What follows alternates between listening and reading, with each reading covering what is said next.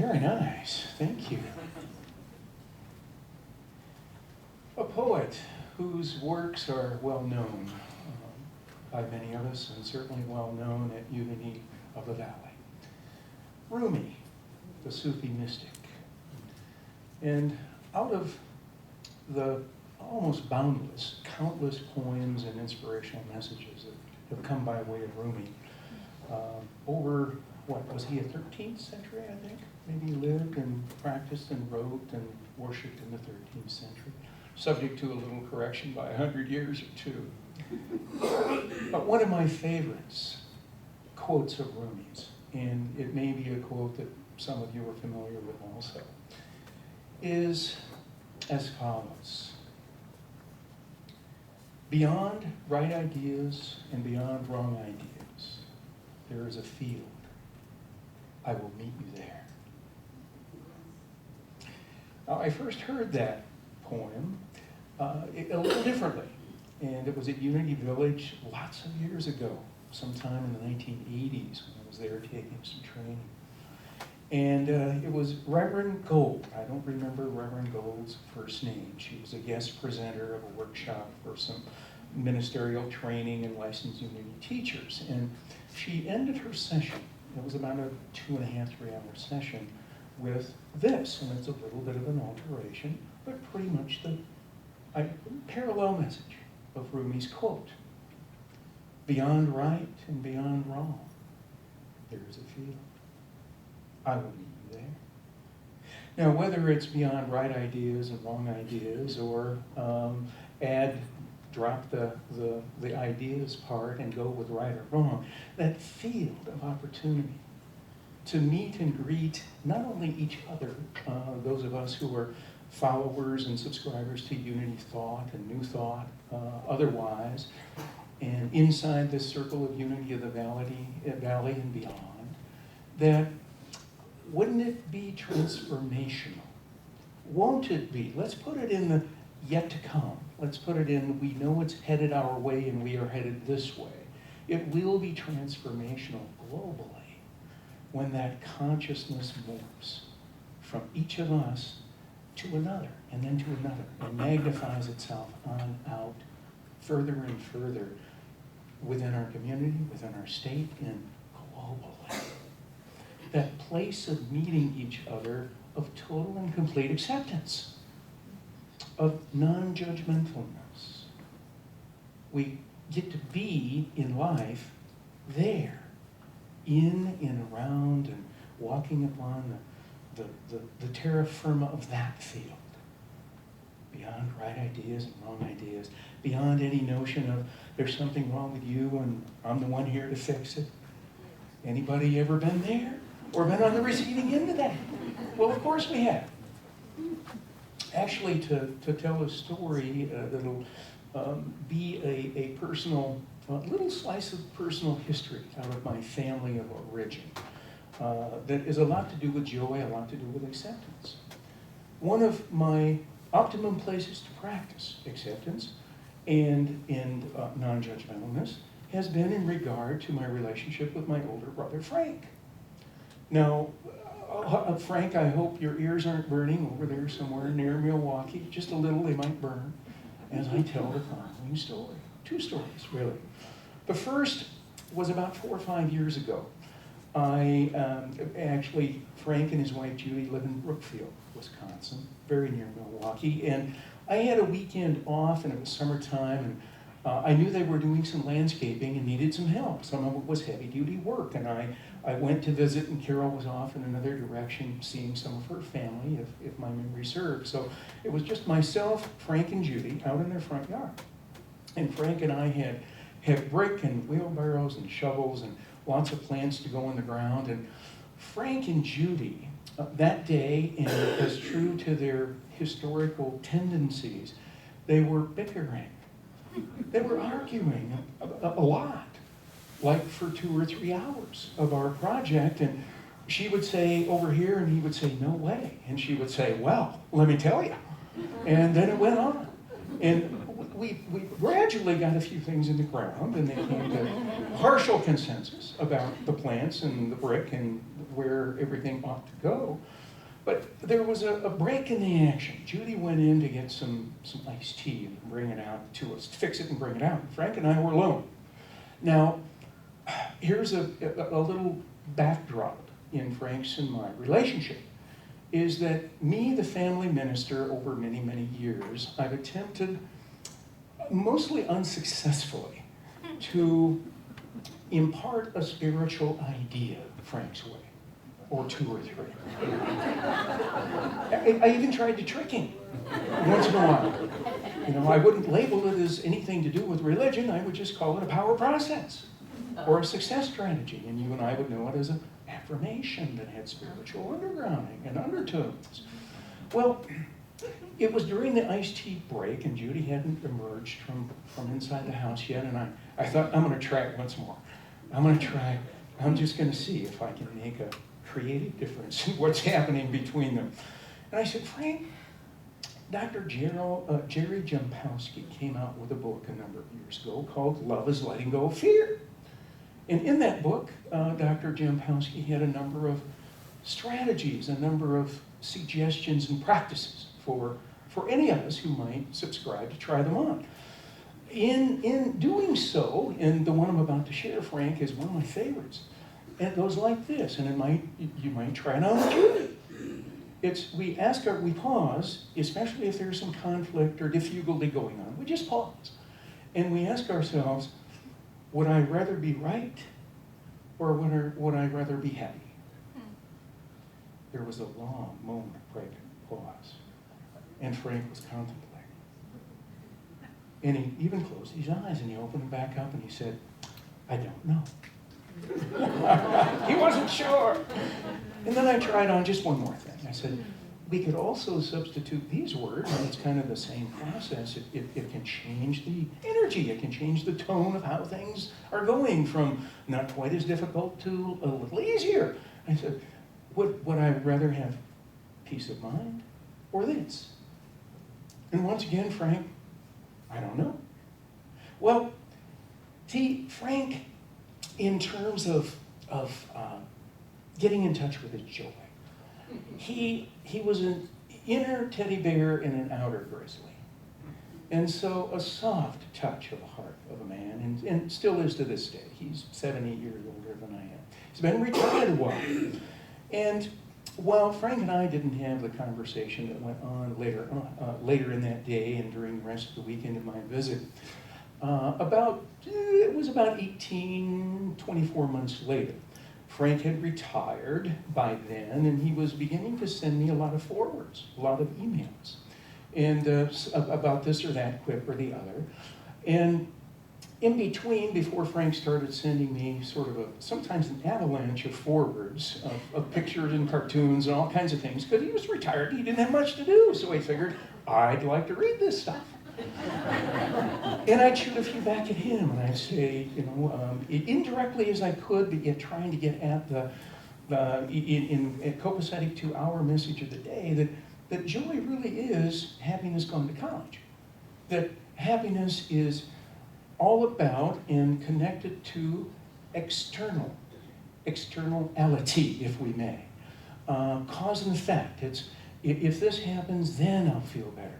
Or if such and such were to be different, or if he or she would just change the way they're talking to me, or the way they do this or that, or the way she leaves the kitchen messy, if they would just make something different then, or if I had something I don't now have, then I would be what?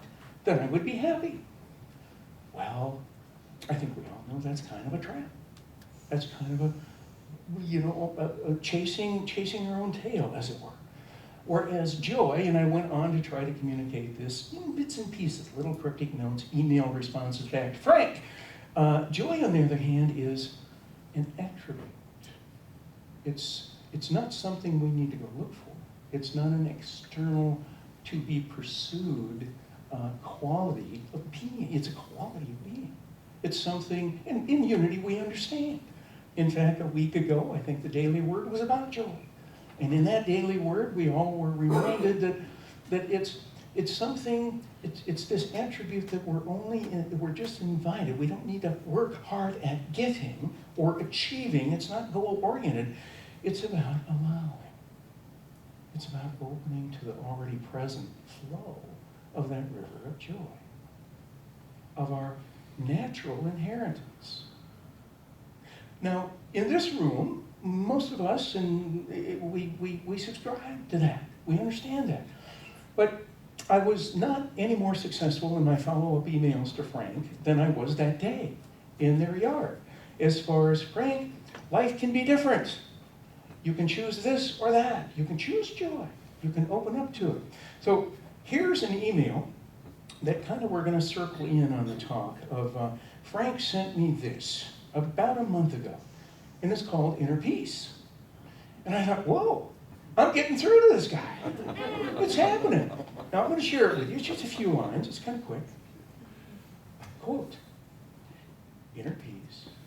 If you can always be cheerful, ignoring aches and pains, if you can resist complaining and boring other people with your troubles, if you can eat the same food every day and be grateful for it, if you can understand when your loved ones are too busy to give you any time, if you can take criticism and blame without resentment, and we just have about 3 more, if you can conquer tension without medical help, if you can relax without alcohol, if you can sleep without the aid of drugs, and then there was a big gap, followed by, then you're probably the family dog. Frank, you touched my heart, man. And below that in the email, if I could have copied this and done justice to it, I would have shown it to all of us. There was a dog in the lotus position meditating. Now below that, there was a little gap right beneath the dog, and this is from Frank to me. And you thought I was going to get all spiritual, but that wasn't quite the end. It ends with this. It ends with something we could adopt as a mantra. Now, since we have a person or 2 or 3 under the age of 16, one of the words is PG rated. So when I come to that word, instead of saying it, I'm going to do that. Okay? I'm going to say the quote, do that where the word belongs, and then go on. Here we go. We can all take this home with us. Handle every stressful situation like a dog. If you can't eat it or play with it, on it and walk away.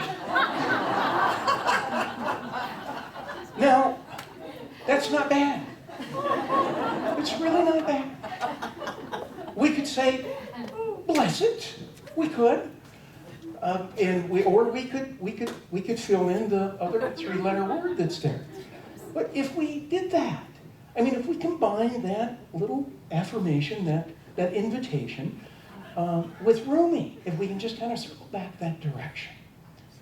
That's what I imagine in a contemporary and a little bit twinkle in our eye kind of way, that field would feel like when we're walking on it, when we're in it with others. And just very simplistically speaking, and yet profound in its nature. If we can't play with it, and if we can't eat it, on it, and walk away. Now, it doesn't have to be aggressive. It doesn't have to be antagonistic. It just, we can say, really, bless it, and walk away. Bless you, and walk away. Can't we? All right, I have a gift. And in coming full circle, I would like the help of a couple of ushers here, please. And our talk about joy gone to college, or volunteers, if you take one side of the aisle, and if you would take the other, please. And each of you, please take one. We might have enough for you to take 2 if you really like it. Well, what's coming your way is 2-sided, and it's inspired by a couple of different events. Event number 1 is, and I made mention of a billboard a few months ago when I was here that used to be north of, off of I-35, as you're coming in from Duluth, you're approaching the cities. there was a huge full-size billboard that had this on it, and you're about to see it when you get yours, and very simply, I love you, I love you, I love you, God. On a billboard, huge. And there was nothing else beneath it. There was nothing sponsored by such and such a church. There wasn't, send me your money. There wasn't anything. It was a gift. It was a contribution of someone or someone's. That's it. You're holding it up. And it looked just like this. So I intentionally, quietly now, I plagiarized it. I borrowed. That's a better word, isn't it? I borrowed the inspiration and then had a graphic artist put this together for you, for us.